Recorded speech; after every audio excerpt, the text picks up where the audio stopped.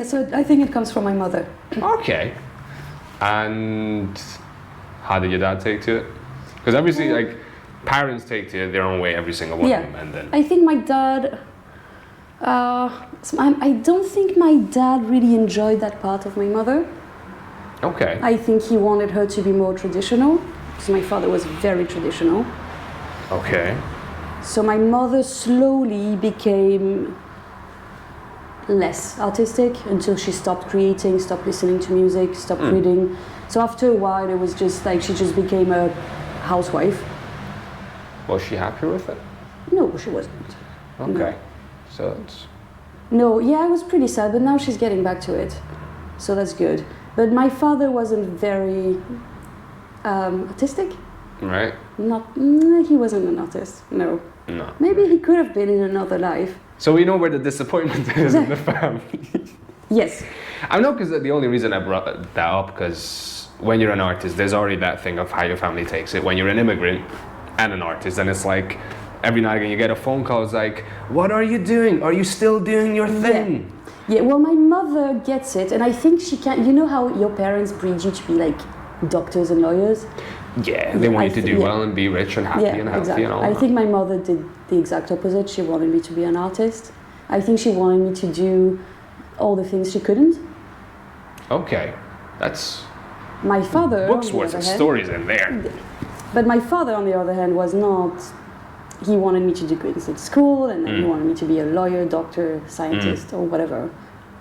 He didn't believe that women could be artists. Ouch. That's... Only men. That's a lot to put on someone's shoulders.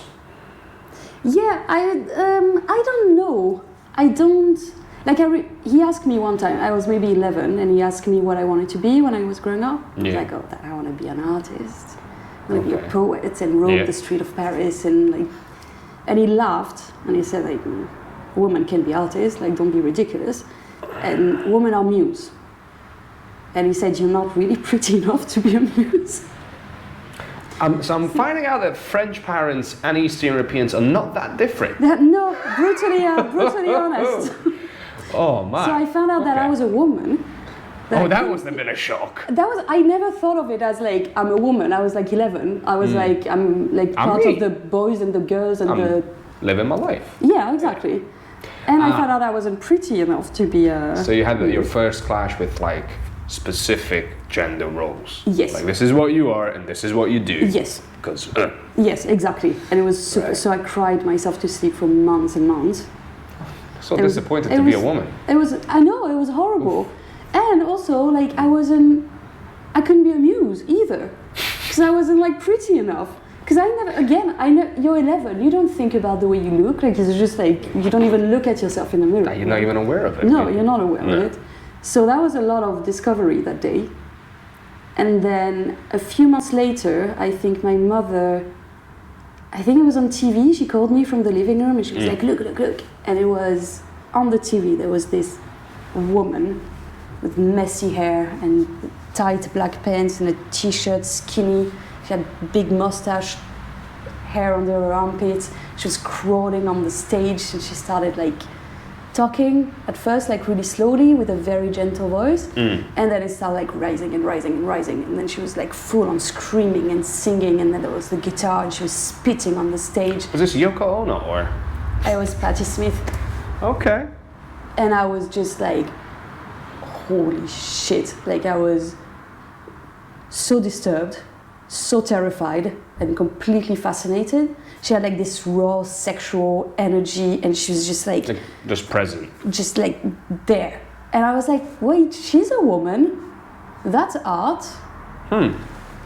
My father was full of shit. She's not pretty like a muse, but she's absolutely gorgeous.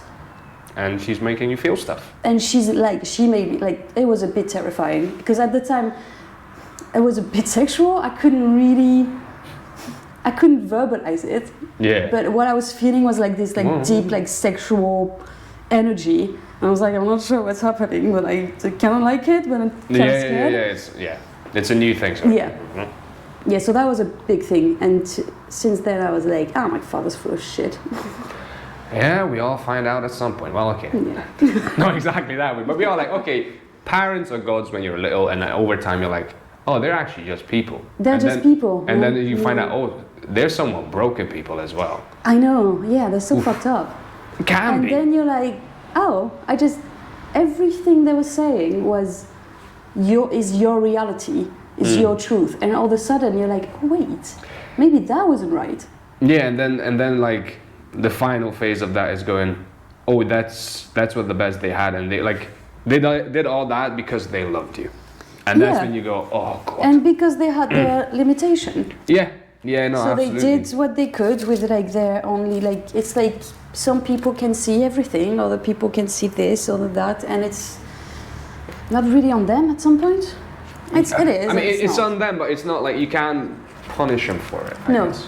Yeah, no, there's no point. Like they did it because that's what they thought was best. Like they were trying to do good, and that's what they did. Probably, yeah. Imagine if they were trying to do bad. Like. Oh yeah, I don't think like my father wasn't.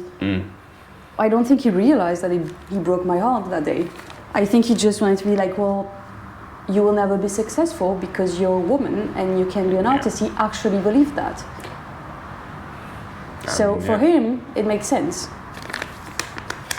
Yeah, obviously, he's trying to protect you from the heartbreak. It's a fascinating, weird, and complex situation to be in.